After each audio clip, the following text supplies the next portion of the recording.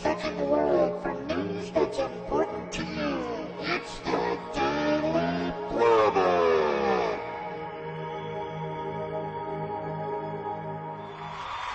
Welcome to Daily Planet TV. I'm Lucian, and we're on the net. First up, the big story of the day. The crew of the Space Shuttle was surprised to hear about the foam debris falling off the external tank. Space Shuttle Discovery Commander Eileen Collins said Friday that she didn't think the orbiter sustained any serious damage when foam fell off the external fuel tank during this week's launch. We were actually quite surprised to hear that we had some large pieces of debris fall off the external tank, Commander Collins said. Although some minor foam loss is considered normal, Collins admitted that it wasn't what we had expected. She also added that, I don't think we should fly again unless we do something to prevent this from happening again. Right. Duh. Good thinking, Commander. Just a suggestion, but perhaps you should have solved this problem before you went up there. Anyway, after performing a first-ever Space Shuttle backflip for belly inspection maneuver in front of the cameras aboard the ISS, the shuttle crew successfully docked with the station. Early Friday morning, the crew also used the International Space Station's robot arm to lift the Raffaello multi-purpose logistics module out of Discovery's payload bay and attach it to the space station. The module's cargo carries food, tools, and replacement parts for the station.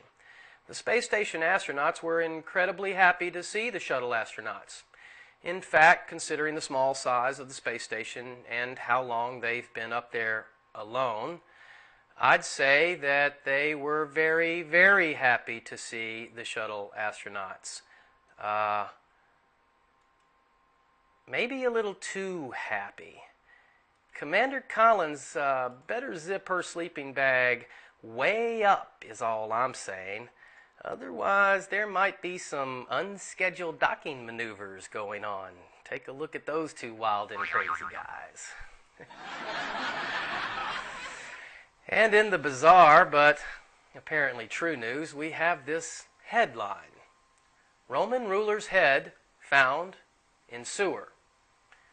Apparently a 1700-year-old carved marble head of Emperor Constantine has been found in a sewer in central Rome. Archaeologists found the 2-foot head while clearing an ancient drainage system in the ruins of the Roman Forum. Constantine, who reigned from 306 to 337, is known for ending persecution of Christians and founding Constantinople. Although most of his subjects remain pagans, he is credited with helping to establish Europe's Christian roots by proclaiming religious freedom. We have concluded that the head did not fall by accident into the passage, but was put there on purpose, said Eugenio La Rocca, superintendent of Rome's artifacts. It could have been used as a big piece of stone to divert water from the drain, basically to unclog it. Or it could have been put there to symbolize the resentment of a pagan people for their Christian emperor. Personally, that's what I vote for. The head's unceremonious insertion in the drain may have saved it from the plundering of the Forum after the fall of the Roman Empire in the 5th century. It is expected to go on display in Rome's museums after a brief period of restoration, which will include huge amounts of scrubbing and disinfectant applied vigorously by petite, dark-haired Italian women. And they'll be wearing very small...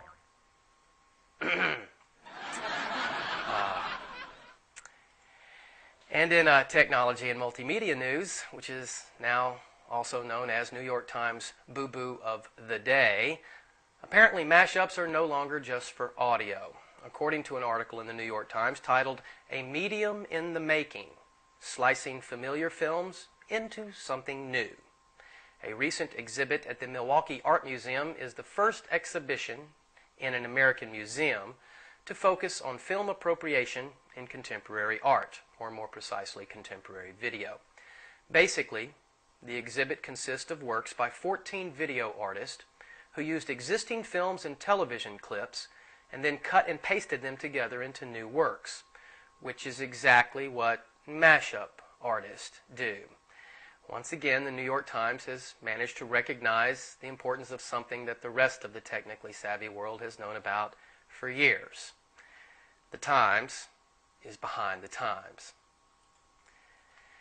And in weird science news, a giant dildo was spotted over the Atlantic Ocean on Tuesday. It is unclear whether this is a vibrating dildo or just the regular kind. We'll keep you informed as information is thrust.